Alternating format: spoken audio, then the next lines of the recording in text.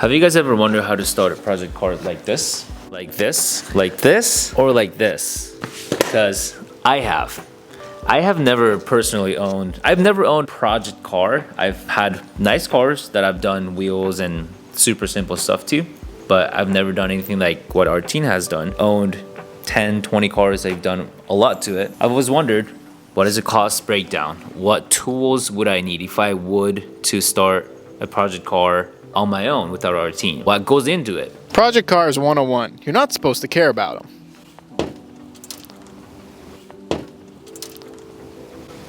I wonder if the mic caught that. Did you hear that? Yeah, I did. This car started out as a Copart salvage car. You can consider it a project car. I didn't know what I was really buying at the time. I never started it. Luckily, I got it. It started. It worked. It was low mileage. It actually wasn't an accident. It was actually a theft recovery. But you could consider this a project car because most people buy Copart builds and they turn out to be project cars. This ended up being a project car because I modified it. So not every car will start as a project car. For instance, over here, Kichi bought this car. A nice, new, fancy, clean title car from a dealership that now is considered a project car. Why? Because we're going to be modifying it. So in our eyes, any car can become a project car as long as you're willing to modify it. If you're not going to do anything to it, then it's not a project. But once it becomes a project car, it will never not be a project car because there's always something else you want to be doing to it. It'll never be complete. It'll never be perfect in your eyes, at least. Other people may look at it and be like, wow, that's a beautiful car, Kichi. Kichi's like, no, my fitment's whack. My wheels are whack. It's up to the owner of the car to define if it is a project car or not. So you might ask yourself, how will you start to have a project car? That was not good English. I feel I've been hanging out with Kichi too much. English. So let's go inside and look at a toolbox so we can see where to start. So as you come to my layer here, this is my nice toolbox. This has all the tools that I use and that I need all day. But I can show you some stuff out of here, but I'd rather show you where I started. And that is the hand-me-down toolbox.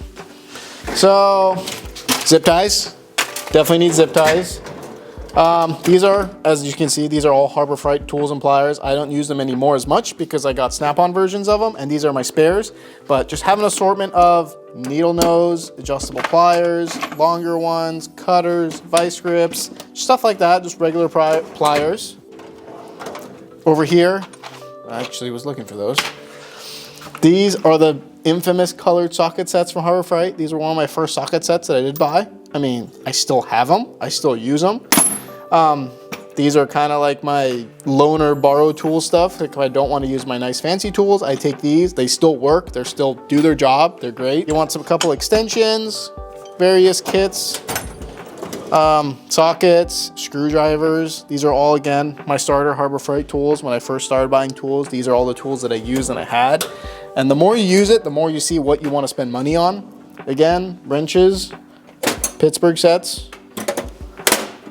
You can buy all these in bulk if you want from Harbor Freight. They have various entry-level kits from like $40 to $400, depending on how many tools you want. You can go ahead and piece yourself your own tool kit, as I showed you, with pliers and sockets or anything that. But if you would like a big like hard case with all the tools in it that are like blow molded case that has holders for everything so you won't lose anything and you know where everything goes, you can go with that variant. If you know what you want, just go to Harbor Freight, start buying them piece by piece, and eventually you'll have your own toolbox with drawers for your sockets, pliers, tools, wrenches, everything that you need. But before you do that, you need to know what you're working on first. Most American and Japanese cars today use the metric system, so I would go ahead and buy metric sets of wrenches, sockets, Allens, all that stuff. They don't use too many standard stuff.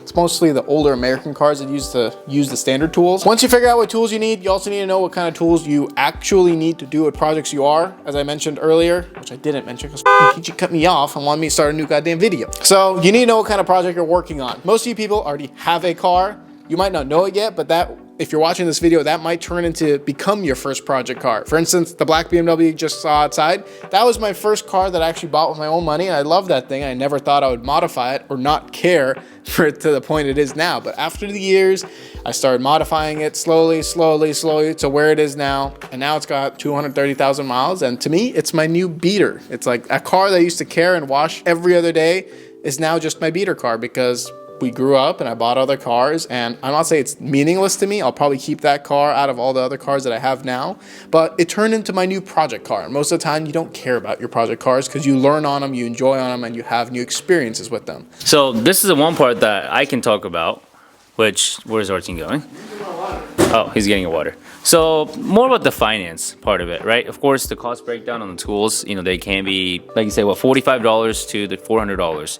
Whether they're coming in like a box of like whatever, I don't know anything about tools, but those are basic tools, just entry-level tools that you need that still do the job of my Snap-on tools, which you guys may have saw a video of, but you don't need the expensive tools to start out. You can start out with the cheap shit and then buy nice stuff when you actually can tell the difference, and if you use it enough that you keep breaking the old tools, that you get the nicer tools. Back to Kichi. So let's talk about what is a good price for you to get like a project car. They might already own a project car, Kichi. Yeah, they might know it. Exactly. They might. You guys might already have a project car, or maybe you guys are planning to get into project car. You know, I work around finance, so something that I would say is if you guys are financing the car, make sure the monthly payment does not exceed 10% of your income.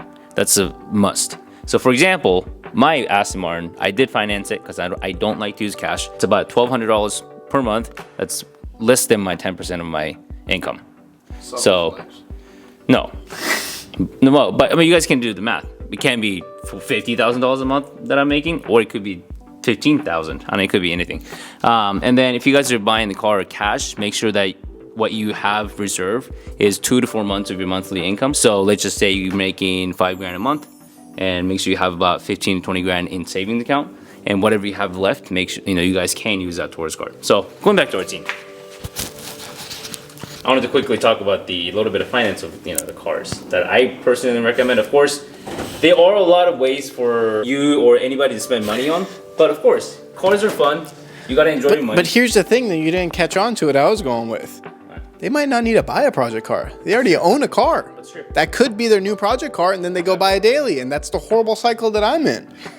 It's like you have a car, you buy a new car, you're like, oh, my old car, I can modify it now. And then you modify that, and you modify your new car, and you're like, oh, now I need another car since I modified this car, and it's an endless loop that you'll never get out of, to be completely honest.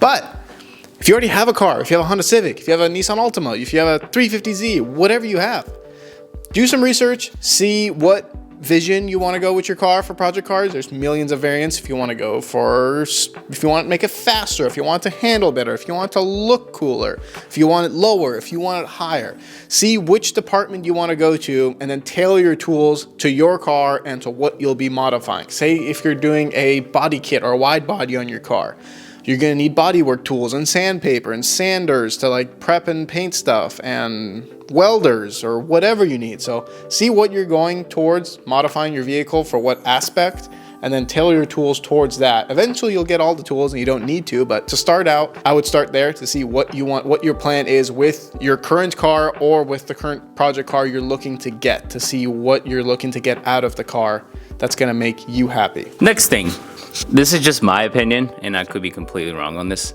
and this sounds a little messed up, but if you guys want to spend less money on labor, right? Obviously, not everybody's a welder, not everybody can do a paint job. You just become friends with them, like this guy. I pay a lot less than what I would pay, if I were to get things done professionally.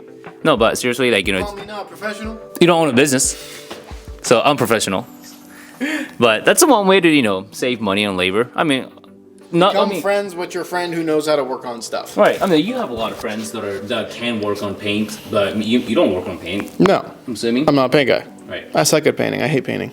So, again, I had the jet ski video that I don't know if it's out or not yet, but I can put a motor in and out of a jet ski, but I can't sand and body work fiberglass. So I'm having someone else do it. I did a trade deal with them. I gave them something they wanted, and they're doing something for me that I wanted to do.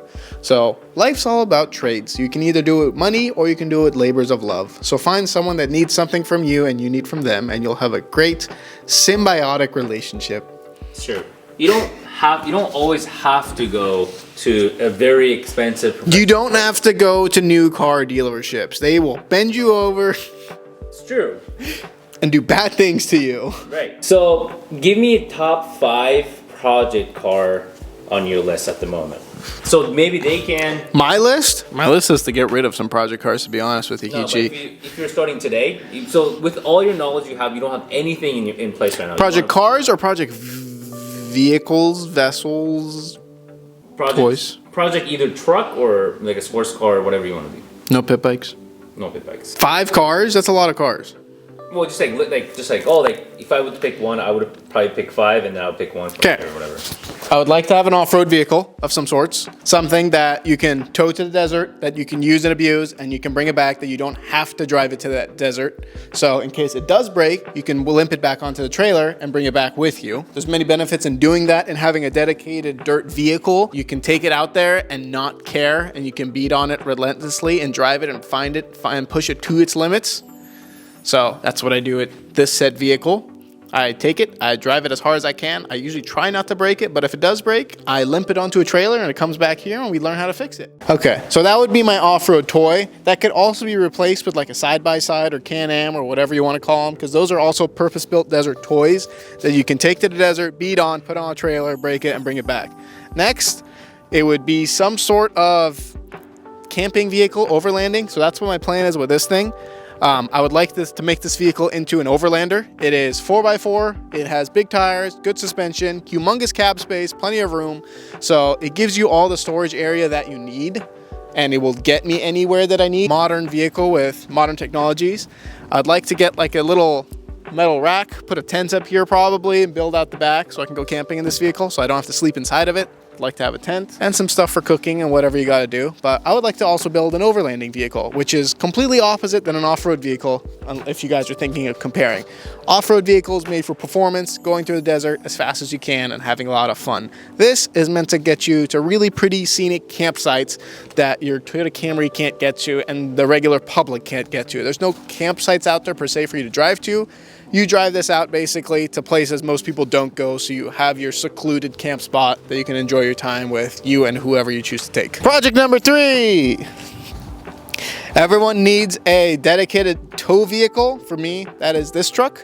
You spend the most money on your dedicated tow vehicle because it is towing you and another vehicle usually, so you need this to not break down. It needs to be your most reliable vehicle, and it needs to be the most powerful vehicle since it will be more than likely pulling another vehicle. Vehicle number 4, again, is technically my first car that I ever bought. It's my BMW 335D. It is my daily beater at this point now, even though it was my prized possession at one point.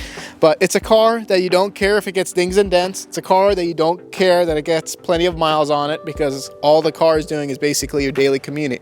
It'll have some amenities that are good, like I need tint because I'm driving in the day. I don't want to get burnt. Needs some good comfort. Another thing, it needs to have really good gas mileage because most of the other vehicles I just pointed out do not get good gas mileage. And since you're driving this vehicle every day and putting the most miles on it, you need it to have good gas mileage.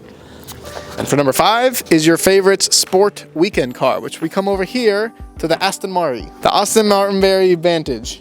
So this car number 5 for me would be some sort of sports car. Could be 2-door, 4-door, whatever you prefer. But it is a car you enjoy on weekends. It's your nice fancy car that you take out to nice dinners because everything else is, in my case, either a daily beater, a tow rig, or an off-road car. So this is the fancy nice car that you take to meetings or you take your girlfriend out or you just take it on weekend drives and it'll be a nice... Hey, I'm single, I don't have a girlfriend. Hit Kichi's DMs. I don't even know what your Instagram is, but slide into there. Actually, no, this is the car that you pick up girls in for some people. So that's what car number 5 would be for me. So for me, that's my 5-car package. A dedicated off-road vehicle, so side-by-side, pre-runner, whatever. An overlanding car so you can go camping with it. A nice tow rig that can tow whatever you have, your car, your boat, your jet ski, your house, your whatever. A daily beater, and then a nice weekend sports car. That is my 5-car choice. My top 5, no, not top 5. I can't even open my eyes. I'm sorry, were you asking me for specific cars or general ideas of cars? I was going specific, but it's okay. fine. I can go specific. Give me 5 specific cars. All right, so that was the, what was it, broad idea? That was my broad 5-car choice. 5-car choice. It's not 5 project cars, for instance, but it's 5 cars that I would own that are always going to be projects. Sure. So what I would do is if I'm running on like a low budget, I would definitely get like E30, like what is it, like 335i or something? 328. 328i. 30. like the E46. You went for that. That's like 20 years apart right there. You got to make up your mind which car you're going. Well, like you know, I would go like older BMW 3 Series. Yes, 3 Series, 90s to like early 2000. I personally would go. Doesn't have to be. They don't have to be an M. I think they still look great. What car would that be for you though? Would that be your daily project car, drift? That would be car, that would be like a just an ultimate overall one-stop shop like project car. So it's your track car, it's your drift car, it's your street weekend car. Is that your show car? Both. So it's literally, I would say that's that one thing that you can do. Okay. So a lot of BMWs, and then if you are in a little bit of higher budget, you can definitely get like E90s, F80s, or higher budget than that, G80s I think would be great.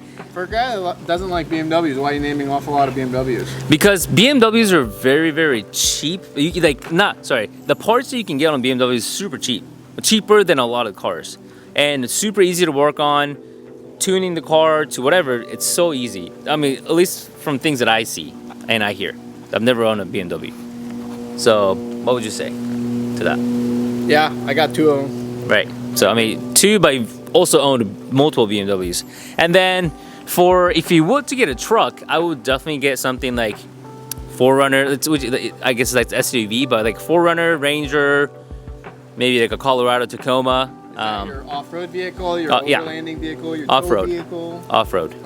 Yeah, that would be more of like off-road. So smaller, medium-sized trucks, which I don't like medium-sized trucks, but I think for a project car that want to go off-roading, jumping and stuff, I would definitely say they're great and they're cheaper. Then if you have higher budget, then you can definitely get like Raptor or Tundra and actually start jumping and go to off-roading with that. Higher end cars, Ferraris and stuff, you can get, I mean, you get the idea, 458s, 488s to, you know, Huracans, you can do all of that, twin turboing to supercharging to everything. If you guys are interested in SUVs, then you can always get BMW, like the X3M, extremely fast.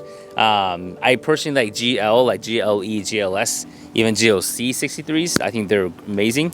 And then a Cayenne GT, S Turbo, whatever they're called, they're great. Yes, they are very expensive, but they can be a fun project car where you can do like downpipes and wheels, and if you want to lift it a little bit, maybe lower it. So yeah, so that's probably my 5 things. So sports cars to project cars / drift cars to trucks to SUVs. All right, so now we're back in front of this monster of a truck.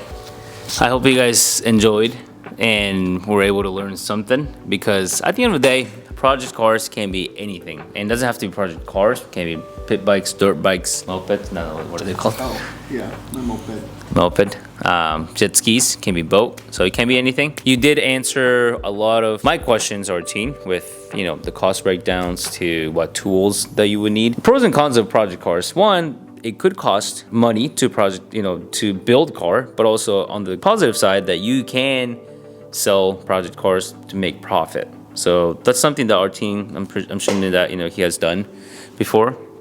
So I've never done it, but I know that people do it all the time. That's why you guys see a crap ton of cars on Facebook Marketplace. So or people just Copart build stuff like that. Yep. Buying crash cars. I mean, Matt Armstrong. There you go. That's one of my favorite guy right now to forward like a crash car or Tavares. Yeah. So I think they're great, but yeah. So there's multiple ways we can make profit, or we can truly just enjoy.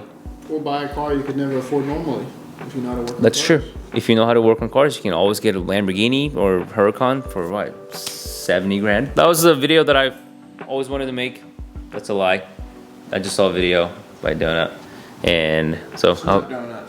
What is it called? Donuts? Oh, you did? Yes. I'm too hungry. Thank you guys for watching the video. Don't forget to like and comment and turn on the notification button, and I'll see you guys in the next video.